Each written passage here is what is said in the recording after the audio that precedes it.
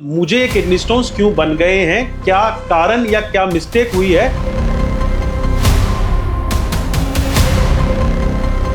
ये केमिकल मेरे शरीर में क्यों बन रहा है। देखिए 70% ऐसा देखा गया है, किडनी में नुकसान कितना हुआ है,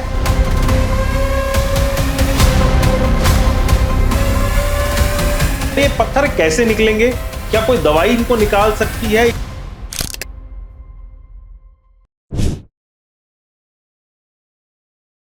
क्या आपको भी किडनी स्टोन्स बन गए हैं और आप जानना चाहते हैं कि उसका ट्रीटमेंट कैसे होगा, तो आपको ये 4 सवालों के जवाब मिलने चाहिए। ये सवाल ऐसे हैं जो कि मैं ये चाहता हूं कि हर पेशेंट हमसे ओपीडी में आकर पूछें। तो क्या है वो 4 सवाल। सबसे पहला सवाल आपको अपने डॉक्टर साहब से ये पूछना चाहिए कि सर मुझे ये किडनी स्टोन्स क्यों बन गए हैं, क्या ऐसी मिस्टेक्स हुई हैं जिसकी वजह से किडनी स्टोन्स मुझे बन गए हैं। सवाल नंबर 1। सवाल नंबर 2, सर ये पत्थर कैसे निकलेंगे, क्या कोई दवाई इनको निकाल सकती है या इनको निकलवाना ही पड़ेगा, ये सवाल नंबर 2। तीसरा सवाल, एक बार सर मेरे ये पत्थर निकल जाएं तो जीवन में इसके बाद कभी दोबारा ना बने, उसके लिए कोई उपाय बताइए। सवाल नंबर 4 कि क्या इन पत्थरों की वजह से, क्या इन स्टोन्स की वजह से मेरी किडनी में भी कोई नुकसान हुआ है, अगर हुआ है तो वो कैसे ठीक होगा। नमस्कार, मेरा नाम है डॉक्टर दीपांशु गुप्ता, मैं एक सीनियर यूरोलॉजिस्ट हूं क्योर स्टोन के साथ। चलिए शुरू करते हैं इस वीडियो को। इस वीडियो में हम इन 4 सवालों के जवाब ढूंढेंगे जो कि एक पेशेंट को जानने चाहिए कि उनके किडनी स्टोन का ट्रीटमेंट क्या होगा। तो सबसे पहले हम बात करते हैं पहले सवाल की तरफ कि सर मुझे किडनी स्टोन्स क्यों बन गए हैं, क्या कारण या क्या मिस्टेक हुई है जिसकी वजह से स्टोन बन गए हैं। देखिए हमारी बॉडी में किडनी का एक ही काम होता है, ये हमारे ब्लड को साफ करती है। हमारे ब्लड को साफ क्यों करना पड़ता है, क्योंकि हमारे शरीर में काफ़ी सारे केमिकल्स हर समय बनते रहते हैं।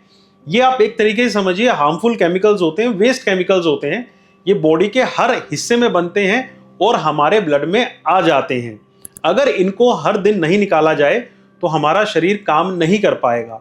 तो क्योंकि ब्लड में ये सारे केमिकल्स होते हैं, इन सबको रिमूव करने की जिम्मेदारी है हमारी किडनी की। ये सारे केमिकल्स ब्लड के साथ मिक्स होकर हमारी किडनी पर जाते हैं, किडनी के पास जाते हैं।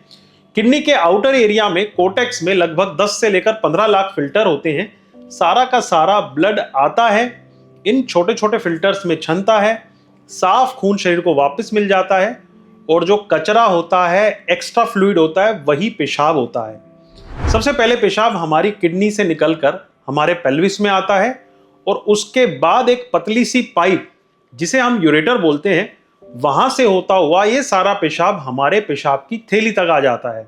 इस थैली में दोनों तरफ की किडनी का पेशाब इकट्ठा होकर रहता है। जब ये भर जाती है तब हम पेशाब के लिए जाते हैं। अब देखिए किसी भी पेशेंट को किडनी स्टोन्स बनने का एक ही कारण होता है, उनके शरीर में ये वेस्ट केमिकल्स ज्यादा बनने शुरू हो जाते हैं। जैसे अगर एग्जाम्पल के तौर पे बताएं, कुछ पेशेंट्स में कैल्शियम ऑक्सलेट ज्यादा बनने लग जाता है या ज्यादा पेशाब में निकलने लग जाता है, ये चीज रहती है।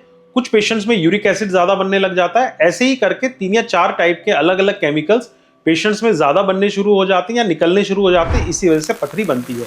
इसके बाद आएगा यही सवाल कि सर ये केमिकल मेरे शरीर में क्यों बन रहा है। देखिए 70% ऐसा देखा गया है कि ये केमिकल्स बनने का कारण होता है हमारे शरीर की बनावट या हमारी जेनेटिक्स।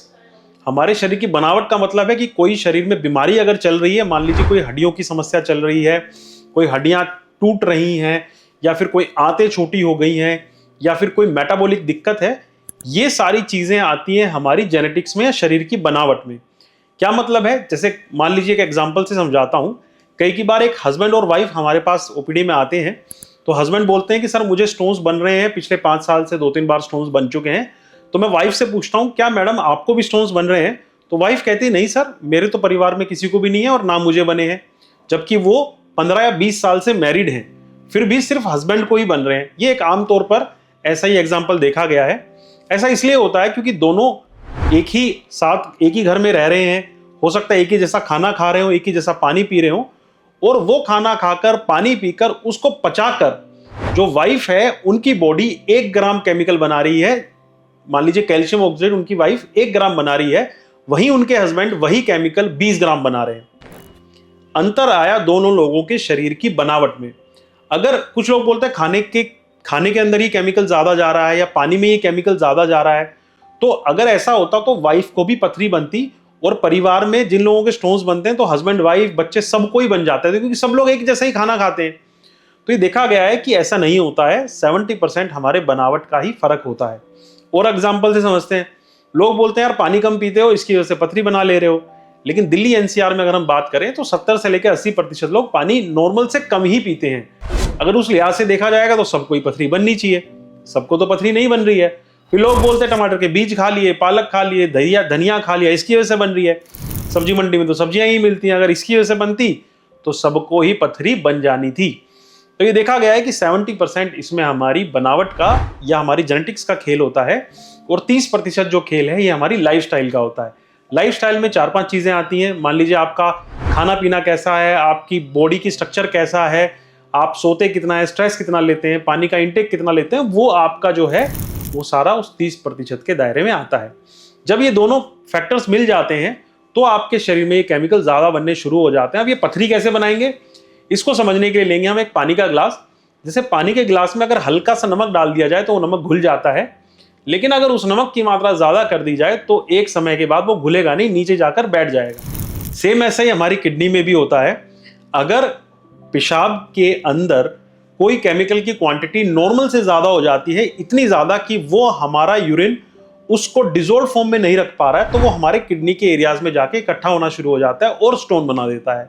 अगर स्टोन का साइज पाइप के साइज से छोटा है तब तो वो उससे निकल जाएगा, अगर साइज बड़ा है तो किडनी में ही फंस जाएगा या पाइप में आकर फंस जाएगा। तो इस तरीके से ही हमारे स्टोन बनते हैं।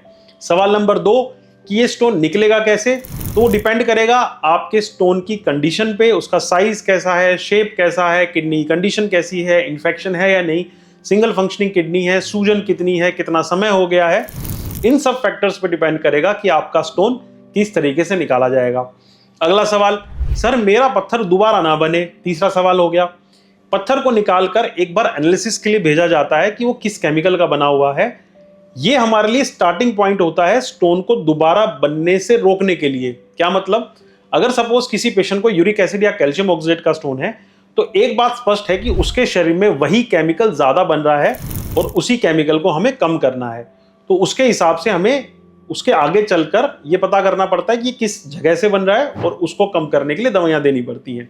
चौथा सवाल, किडनी में नुकसान कितना हुआ है, तो उसके लिए जो अल्ट्रासाउंड, सिटी स्कैन, एक्सरे पर देखकर इमेजिंग के बेसिस पर यह बताया जाता है एक वेग तरीके से कि कितना नुकसान हुआ है। तो मैं उम्मीद करता हूं कि किडनी स्टोन्स की बेसिक सी मूलभूत बातें आपको समझ में आई होंगी। ये सारी बातें सिर्फ आपको एक बेसिक आइडिया देने के लिए हैं, इसको आप ट्रीटमेंट का बेसिस मान के अपने घर पे ट्रीटमेंट ना करें। अगर आपका किडनी स्टोन से रिलेटेड कोई भी सवाल है, हमें नीचे दिए नंबरों पर आप बात कर सकते हैं, हम आपकी सहायता जरूर करेंगे।